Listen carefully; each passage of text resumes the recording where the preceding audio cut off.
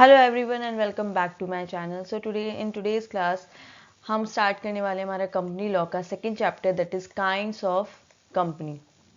हम यहाँ पे बात करेंगे काइंड्स ऑफ कंपनी। तो ये आपका DSSB PGT कॉमर्स में कंपनी लॉ से रिलेटेड भी है, प्लस आपका UGC नेट कॉमर्स में आपके पास company law as a subject पढ़ना है, और ये हमारा BCom BBA स्टूडेंट्स के लिए भी है। So let's start with the kinds of company. तो आज हम पढ़ेंगे हमारा काइंड्स ऑफ कंपनी। तो क्या होता है, कंपनीज को हमने डिवाइड किया हुआ है, मतलब इनका क्लासिफिकेशन किया हुआ है बहुत सारी वेरियस बेसिस पे। तो सबसे पहले हम बात करते हैं on the basis of number of member, कि कितने मेंबर्स हैं किसी कंपनी के अंदर, उसके बेसिस पे हम उसको कैसे डिवाइड करते हैं। तो सबसे पहले आता है हमारा प्राइवेट कंपनी। ठीक है, तो प्राइवेट कंपनी को कंपनीज एक्ट में सेक्शन नंबर हमारा लिखा हुआ है सेक्शन 2 सब सेक्शन 68 के अंदर। ठीक है, तो ऐसी प्राइवेट कंपनी के अंदर क्या होता है, हमारे मिनिमम होने चाहिए, मिनिमम मेंबर्स रिक्वायर्ड प्राइवेट के अंदर हमारे 2 होते हैं, और मैक्सिमम हमारा अगर हम बात करें मैक्सिमम मेंबर्स की तो वो 200 है। ठीक है, वो 200 होते हैं इन केस ऑफ क्या है, ये कंपनी कैसी है, प्रोड्यूसर कंपनी है। ठीक, प्रोड्यूसर कंपनी की अगर है, वहाँ पे प्रोडक्शन होता है, तो वहाँ पे मैक्सिमम हम 200 मेंबर्स ले सकते हैं। तो अगर अब हम इसकी बात करें कि प्राइवेट कंपनीज होती क्या है, अगर मैं इसके फीचर्स की बात करूँ प्राइवेट कंपनी के, तो प्राइवेट कंपनी का फीचर है, पहले तो ये सेक्शन 2 सब सेक्शन 68 में जो डिफाइन होती है वो प्राइवेट कंपनी होती है। इसके आर्टिकल्स में मैंशन होता है कि क्या है, इसमें रिस्ट्रिक्शन होता है, ये रिस्ट्रिक्ट करता है the right to transfer its share. Public company में हम शेयर्स को इजीली ट्रांसफ़र कर सकते हैं, शेयर होल्डर अपने शेयर्स को ट्रांसफ़र कर सकते हैं एक पर्सन दूसरे पर्सन को। मगर लेकिन प्राइवेट सेक्टर्स में, प्राइवेट कंपनी में क्या करता है, कंपनी रिस्ट्रिक्शन इम्पोज कर देता है कि राम सीता को अपने शेयर नहीं बेच सकता है। ठीक है, वहाँ पे कई सारे रिस्ट्रिक्शंस आ जाते हैं, बहुत सारी फॉर्मेलिटीज़ आ जाती है। अब क्या होता है, 1 पर्सन कंपनी है, 1 पर्सन कंपनी में तो हमारा क्या होता है, 1 पर्सन ही होता है। मगर लेकिन प्राइवेट में हमारा कितने होते हैं, मैक्सिमम 200 मेंबर्स, जो मैंने अभी आपको बताया था। ठीक है, नेक्स्ट आता है कि हमें प्राइवेट कंपनी में, पब्लिक कंपनी में क्या होता है, हम पब्लिक से पैसा उठवाते हैं, पब्लिक से पैसा लेते हैं। मगर प्राइवेट में क्या होता है, यहाँ पे इन्विटेशन नहीं होता है पब्लिक के लिए, प्रोहिबिशन होता है, प्रोहिबिशन एनी इन्विटेशन, कोई भी इन्विटेशन अगर आपने टू द पब्लिक से, आप पब्लिक से कुछ भी सब्सक्राइब नहीं करवा सकते, टू सब्सक्राइब। तो इसका मतलब क्या है, मैं नेक्स्ट स्लाइड पे लिखती हूँ। हम ये बात कर रहे हैं कि पब्लिक में क्या होता है, पब्लिक कंपनीज में पैसा हम पब्लिक से रेज करते हैं, मगर प्राइवेट में ऐसा नहीं हो सकता। इसमें क्या होता है, जो भी फैमिली मेंबर्स हैं या क्लोज वंस है वही पैसा इन्वेस्ट कर सकते हैं। इसमें इन्विटेशन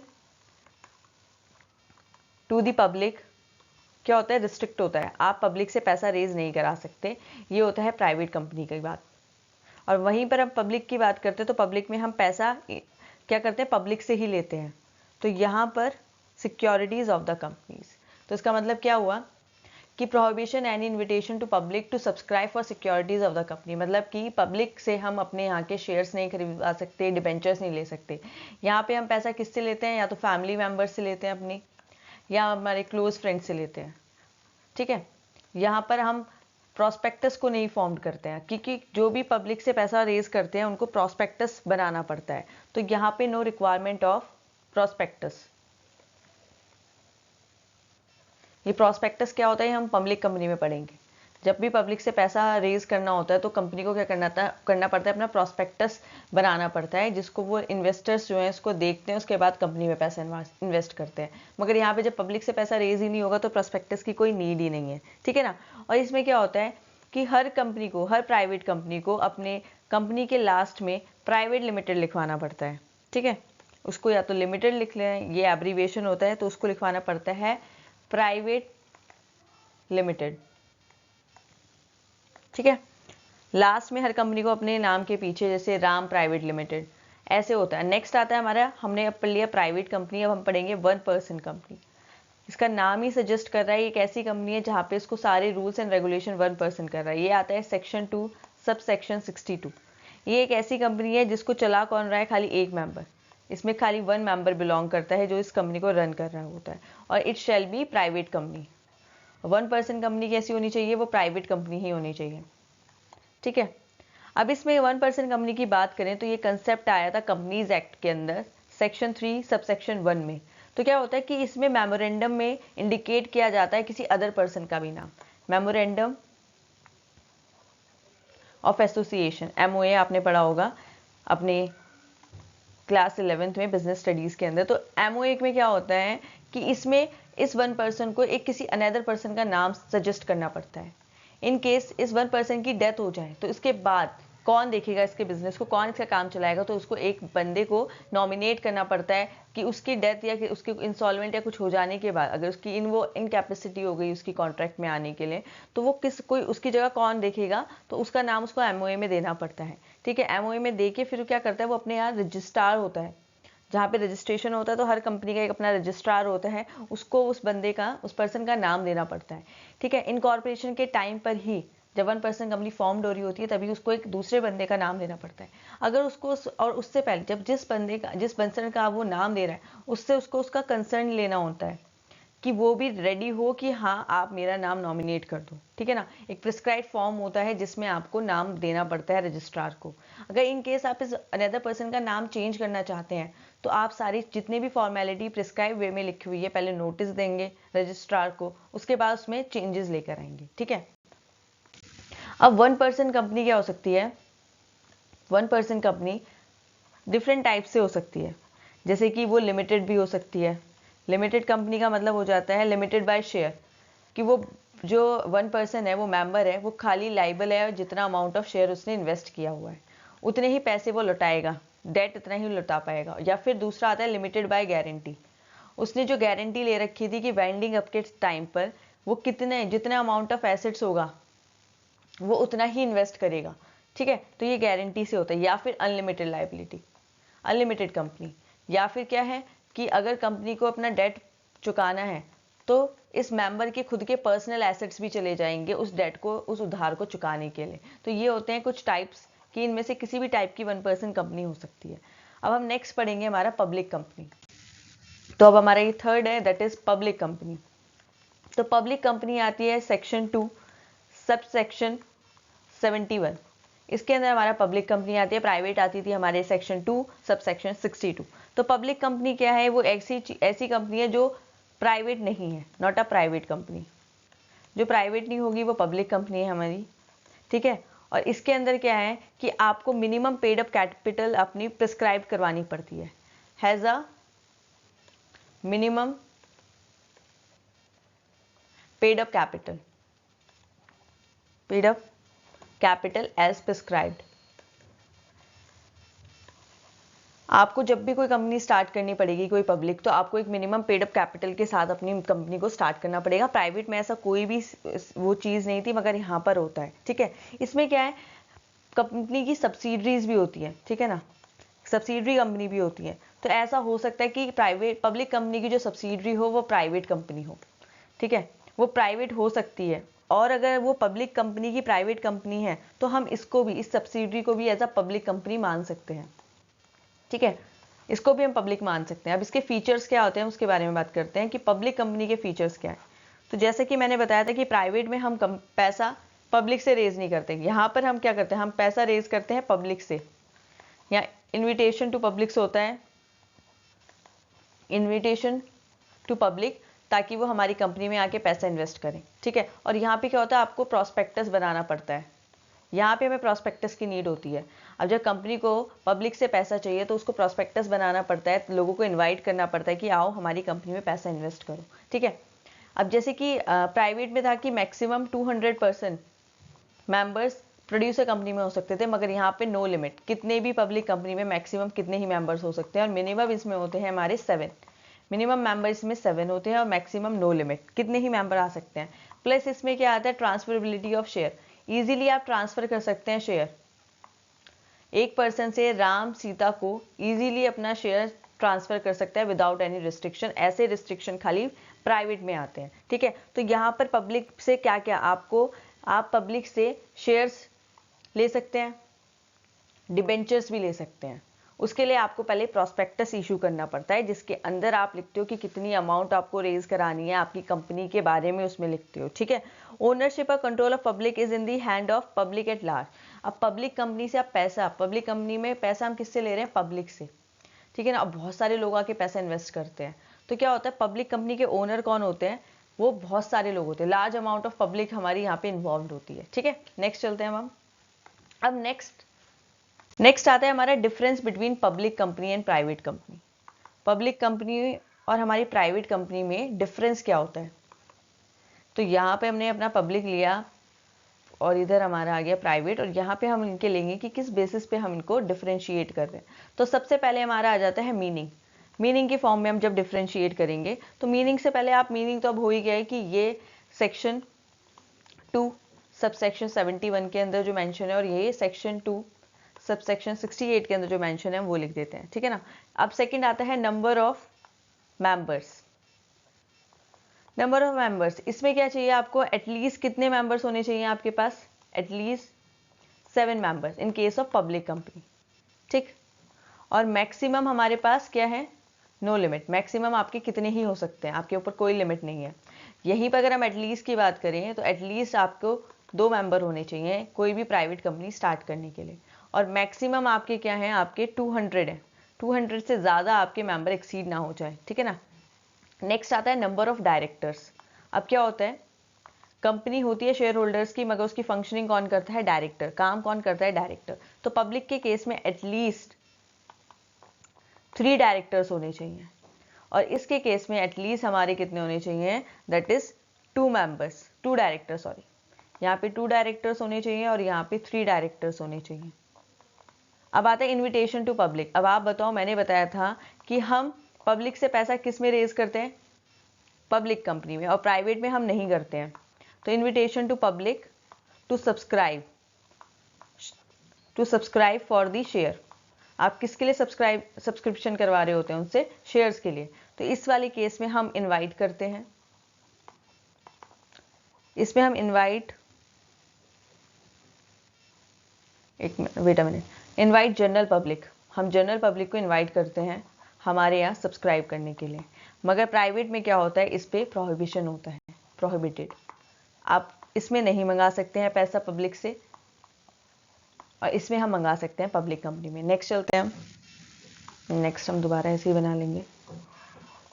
ये हमारा पब्लिक का था, एंड दैट इज प्राइवेट, ठीक है। अब यहाँ पर हमारे बेसिस थे। अब हमारा आता है दूसरा, transferability of shares. Transferability of shares, तो मैंने बताया था पब्लिक में हम इजीली शेयर को ट्रांसफर कर सकते हैं, तो यहाँ पे हमारा फ्रीली ट्रांसफरेबल होता है शेयर्स, ठीक है। और यहाँ पर क्या होते हैं? रिस्ट्रिक्शंस इम्पोज्ड हो जाते हैं, रिस्ट्रिक्शन इम्पोज्ड, आप इजीली शेयर्स को ट्रांसफर नहीं कर सकते हैं। नेक्स्ट आता है आपका, नेक्स्ट इज मिनिमम सब्सक्रिप्शन। मैंने बताया था पब्लिक में आपको पब्लिक कंपनी स्टार्ट करने से पहले एक मिनिमम पेड अप कैपिटल होनी चाहिए, तभी आप एक कंपनी को स्टार्ट कर सकते हैं। तो पब्लिक में क्या होता है? Public company can not allot share unless it has receive the minimum subscription. Shares तब तक अलॉट नहीं कर सकते, shares are not allot unless it receive the minimum subscription. Company start करने से पहले आपको, लेट फॉर एग्जांपल, आपको बोला है कि पहले आपके पास 1 लाख रुपए होने चाहिए, उसके बाद ही आप फिर फर्दर और लोगों से पैसा मंगा सकते हैं। अभी हम पढ़ेंगे इसका केस कि कितना अमाउंट होना चाहिए। मगर प्राइवेट कंपनी में यहाँ ऐसी कोई रिक्वायरमेंट नहीं है, नॉट रिक्वायर्ड। आपको minimum share capital, minimum subscription capital arrange करने की कोई नीड नहीं होती है। अब आता है इशू ऑफ प्रोस्पेक्टस। अब मैंने बताया था कि पब्लिक कंपनी में हम पैसा पब्लिक से मंगाते हैं, इनविटेशन देते हैं पब्लिक को कि हमारे यहाँ के पैसा इन्वेस्ट करें, तो वो सारी डिटेल्स कहाँ से उनको पता चलती है? प्रॉस्पेक्टस से। तो यहाँ पर तो इशू करना पड़ता है, इशू दी प्रोस्पेक्टस, क्योंकि आप यहीं पे पब्लिक से पैसा मंगा रहे हो, यहाँ पे हम नहीं मंगवा रहे, तो नॉट रिक्वायर्ड। ओके, नेक्स्ट आता है राइट शेयर। राइट शेयर क्या है कि in in certain cases public must issue further shares to the existing member. Right share का मतलब क्या होता है, कोई एग्जिस्टिंग शेयर होल्डर्स हैं, पहले से जिनके पास शेयर्स है, तो अगर कंपनी को फर्दर अगर पैसे की जरूरत पड़ती है तो वो क्या करती है, अपने एग्जिस्टिंग शेयर होल्डर्स को ही और इशू करा देती है शेयर्स। तो इसका मतलब क्या होता है, इसमें आप लिख सकते हैं कि इसमें आता है in certain cases public must issue, company must issue further shares to the existing member. ठीक है, वो एग्जिस्टिंग मेंबर्स को ही फर्दर शेयर्स को इशू करा देती है पब्लिक कंपनी के केसेस में। ठीक है, अगर प्राइवेट कंपनी की बात करें तो इसमें क्या होता है, इसमें ऐसी कोई रिक्वायरमेंट नहीं होती, तो not required to do so. आपको पुराने शेयर होल्डर्स को, एग्जिस्टिंग शेयर होल्डर्स को नए दोबारा और शेयर्स इशू करने की कोई नीड नहीं होती है। नेक्स्ट चलते हैं हम। सो नेक्स्ट इज हम डिफरेंस करते हैं इंडेक्स नंबर के बेसिस पे। इसमें क्या होता है, इंडेक्स ऑफ मेंबर्स, आपको मेंबर्स का एक इंडेक्स मेंटेन करना पड़ता है। तो इसमें क्या होता है, अगर मोर देन 200 मेंबर्स हो गए पब्लिक कंपनी में, ये पब्लिक की बात थी, अगर पब्लिक कंपनी में मोर देन 200 मेंबर्स हो गए, उस केस में क्या करना पड़ता है कि इसको अपना इंडेक्स ऑफ मेंबर्स मेंटेन करना पड़ता है। Of members should be maintain. ये आता है हमारा पब्लिक का केस।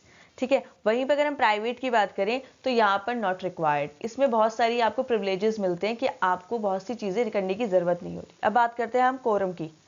कोरम का मतलब होता है कि एक हम मीटिंग हेल्ड करते हैं, मीटिंग होती है, बोर्ड ऑफ मीटिंग होती है। तो पब्लिक कंपनी में ये है कि जब आपकी कोई मीटिंग हो रही है तो इसमें क्या होना चाहिए, एटलीस्ट 5 मेंबर्स प्रेजेंट होने चाहिए, at least 5 members must be there, members personally present is necessary. तो इसमें चाहिए आपको एटलीस्ट 5 मेंबर्स हो, और अगर यहाँ पर कोई मीटिंग हो रही है तो इसमें at least 2 members are required, at least 2 members. ठीक है, so that's all about the difference between public company and private company. I hope आप लोगों को ये समझ आया होगा। अब हम बात करेंगे कि बहुत सारी प्राइवेट कंपनी को प्रिविलेजेस मिले हैं, क्योंकि आपने देखे भी हैं कितनी सारी चीज़ें, जो इंडेक्स नंबर है या फिर नंबर ऑफ मेंबर्स, डायरेक्टर्स, या फिर सब्सक्रिप्शन, मिनिमम सब्सक्रिप्शन, तो ये सारी चीज़ें हैं कि जो प्राइवेट कंपनी को कराने की ज़रूरत नहीं पड़ती। तो अब हम उनके बारे में बात करते हैं कि प्राइवेट कंपनी को क्या क्या एग्जम्पशंस मिली हुई हैं। So let's start. तो बात करते हैं हम privileges of a private company. Private company को क्या क्या एग्जम्पशंस मिली हुई हैं, ठीक है, या फिर हम इसको एग्जम्पशंस भी बोल सकते हैं, क्या क्या एग्जम्पशंस हैं इनके पास और क्या क्या इनके पास प्रिविलेजेस हैं।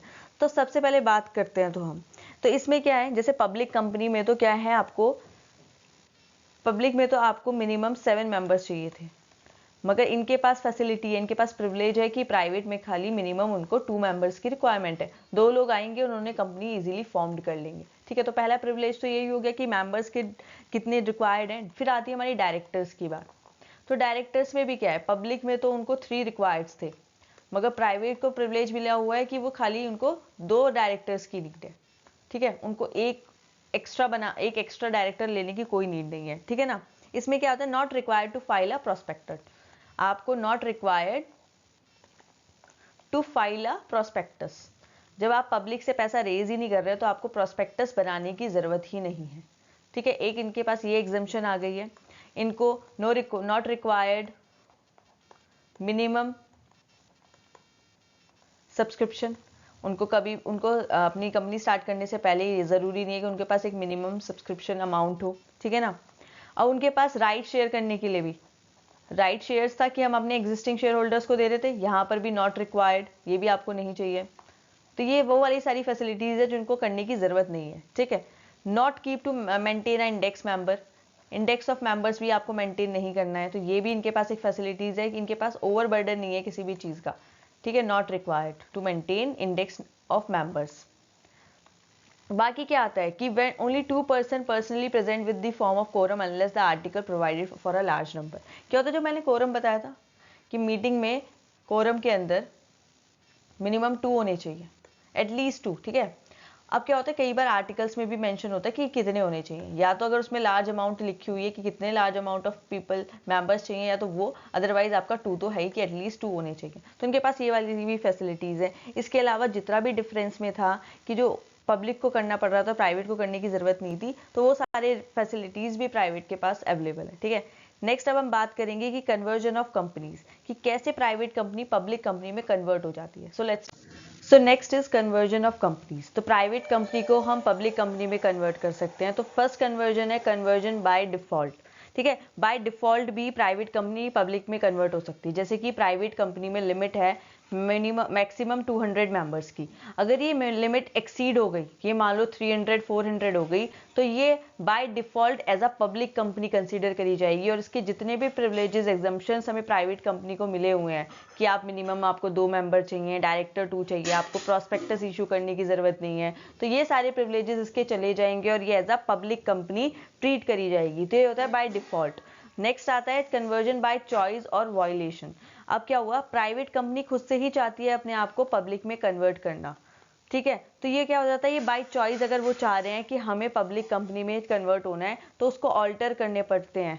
Altering the articles, article of association, article of memorandum में चेंजेस लाने होते हैं, जिसमें वो अपने जितने भी उसके प्रिविलेजेस मिले हुए हैं, जितने भी उसको एजम्पशंस मिले हुए हैं, उन सबको रिमूव करना होता है। अगर प्राइवेट कंपनी वाले चाहते हैं कि हमारे ऊपर जो रिस्ट्रिक्शंस रखे हुए हैं उनको हमें रिमूव करना है, जैसे क्या रिस्ट्रिक्शंस है, मैक्सिमम वो 200 मेंबर्स ही ले सकते हैं, पब्लिक से वो इशू नहीं करवा सकते अपने मतलब अमाउंट कैपिटल, और ट्रांसफरेबिलिटी ऑफ शेयर्स भी नहीं है उनके पास। अगर उनको ये सारे रिस्ट्रिक्शंस हटवाने होते हैं तो वो अपने आप को पब्लिक कंपनी में चेंज करवा लेती है, तो उसके लिए उसको अपने आर्टिकल्स को ऑल्टर करना पड़ता है, अल्ट्रेशन करना पड़ता है आर्टिकल्स को।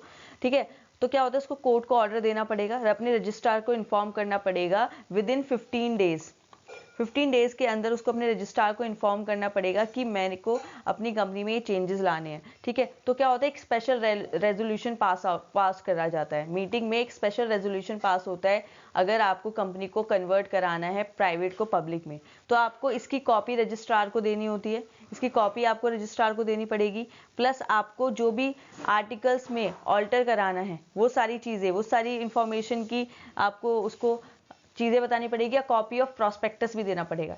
जब आप पब्लिक प्राइवेट से पब्लिक हो रहे हैं तो अब आपको प्रॉस्पेक्टस बनाने की ज़रूरत पड़ेगी, तभी तो आप पब्लिक से पैसा रेज कर पाएंगे, तो आपको अपना प्रॉस्पेक्टस देना पड़ेगा। ठीक है, एक ऑर्डिनरी रेजोल्यूशन भी पास आउट करना पड़ेगा। अब जब प्राइवेट थी तब तो कैपिटल की नीड कम होती है, अब पब्लिक हो रही है तो आपको कैपिटल अपनी क्या करनी पड़ेगी, इंक्रीज करनी पड़ेगी। तो इस केस में क्या करना पड़ेगा, आपको एक ऑर्डिनरी रेजोल्यूशन पास आउट करना पड़ेगा अपनी जो कैपिटल है, शेयर कैपिटल है, उसको बढ़वाने के लिए। ठीक है, नेक्स्ट आता है जब हम पब्लिक को प्राइवेट में कन्वर्ट करते हैं। कई बार पब्लिक कंपनी अपने आप को प्राइवेट में भी चेंज करना चाहती है, तो इस केस में क्या होगा, अगर वो प्राइवेट में चेंज हो जाएगी तो उसके राइट्स जो हैं, ट्रांसफरेबिलिटी ऑफ शेयर्स, वो चले जाएंगे, इस पर रिस्ट्रिक्शंस आ जाएंगे। ठीक है, तब वो प्राइवेट से पब्लिक में अगर वो चेंज होना चाह रही है तो क्या होता है, restrict the right to transfer of the company. तो इसमें भी, इस केस में भी क्या करना पड़ेगा, मीटिंग में एक स्पेशल रेजोल्यूशन पास आउट करना पड़ेगा। ठीक है, और अपने आर्टिकल्स में ऑल्टरेशन करना पड़ेगा, अपने आर्टिकल्स चेंज करने पड़ेंगे, ऑल्टर करना पड़ेगा स्पेशल रेजोल्यूशन पास करके कि हम अपने आर्टिकल को क्या कर रहे हैं, ऑल्टर कर रहे हैं। क्या क्या चेंजेस आएंगे कि हम ट्रांसफरेबिलिटी और शेयर्स पे रिस्ट्रिक्शंस लगा रहे हैं, लिमिट्स लगा रहे हैं हम मेंबर्स के ऊपर, कि अब हमारे मेंबर्स कितने हो सकते हैं, मैक्सिमम 200 मेंबर्स हो सकते हैं। मगर इस मेंबर्स के अंदर पता है हमारे, अब आपकी कंपनी तो पुरानी है तो हम इसमें से एक्सक्लूड कर देते हैं। एक्सक्लूडेड कौन से वाले, जितने भी आपके प्रेजेंट एम्प्लॉयज़ हैं उसको आप इसमें काउंट नहीं करेंगे, प्लस जितने भी आपके एक्स एम्प्लॉयज़ हैं आप उनको भी स्टिल, जब तक वो मेंबर्स हैं। ठीक है, employ who are still members, तो आप इन लोगों को भी, ये प्रेजेंट एम्प्लॉय जो भी अभी कंपनी के अंदर मेंबर्स थे और ये भी जो अभी भी कंपनी के अंदर मेंबर है, स्टिल मेंबर्स हैं, आप इन सबको एक्सक्लूड करेंगे इन 200 की रिक्वायरमेंट से। ठीक है, बाकी आप क्या करेंगे, अब आप पब्लिक के पास अपना पैसा रेज कर सकते हैं, तो आप पब्लिक इन्विटेशन अब कर सकते हैं, आप इसके बारे में अपने इसमें आर्टिकल्स में चेंजेस लेके आएंगे। तो ये सारी चीज़ें हैं, इसमें भी आपको रजिस्ट्रार को विद इन 15 डेज के अंदर उसको कॉपी देनी पड़ेगी आपकी स्पेशल रेजोल्यूशन की, कॉपी ऑफ स्पेशल रेजोल्यूशन आपको देना पड़ेगा उसे। ठीक है, ऐसे ही आपको जितने भी आपने चेंजेस लाए हैं आर्टिकल में उसकी कॉपी देनी पड़ेगी। उससे पहले आपको क्या करना पड़ेगा, ट्रिब्यूनल से ऑर्डर जो आपने मतलब उससे अप्रूवल लेना पड़ेगा कि मैं अपनी पब्लिक को प्राइवेट में चेंज करूँ। जब अप्रूवल आ जाएगा तो आपका आगे प्रोसेस स्टार्ट होगा। सो that's all about the conversion of public into the private company. अब क्या होता है, on the basis of ownership भी हमारी कंपनी को हम 2 पार्ट्स में डिवाइड करते हैं। तो लास्ट हमारे on the basis of ownership. तो क्या होता है, एक होती है गवर्नमेंट कंपनी, दूसरी होती है नॉन गवर्नमेंट। गवर्नमेंट कंपनीज किसके अंदर लिखा हुआ है हमारा, सेक्शन 2 सब सेक्शन 45। इसके अंदर ये बोला है हुआ है कि अगर आपकी पेड अप कैपिटल जो है not less than 51% of the, ये 51 है, 51 of the paid up capital is held by the central और स्टेट गवर्नमेंट, सेंट्रल के पास हो या फिर स्टेट गवर्नमेंट के पास हो, या फिर बोथ के पास पार्शली हो सकती है। तो क्या कह रहे हैं, हम उसको गवर्नमेंट कंपनी कहते हैं जिसके पास 51% से ज़्यादा, 51% हो या फिर उससे ज़्यादा हो paid up share capital government के पास, सेंट्रल गवर्नमेंट के पास या फिर स्टेट गवर्नमेंट के पास, तो उस ऐसी कंपनी को हम गवर्नमेंट कंपनी बोल देते हैं। नॉन गवर्नमेंट क्या है, वो कंपनी जिसके ओनर हमारी गवर्नमेंट नहीं है, ना ही स्टेट गवर्नमेंट, ना ही प्राइवेट, ना ही स्टेट गवर्नमेंट, ना ही स्टेट, ना ही सेंट्रल। तो ऐसी को हम कौन सी कंपनीज बोलते हैं, हम इन्हें पब्लिक कंपनीज बोलते हैं। ठीक है, जिसकी ओनरशिप अगर गवर्नमेंट के पास नहीं है, ना ही सेंट्रल के पास, ना ही स्टेट के पास। ठीक है, so that's all about the classification on the basis of ownership. तो आज हम की क्लास यहीं पे वाइंड अप करते हैं। I hope you guys like this session, so please like share and subscribe my channel. Bye bye, Tata.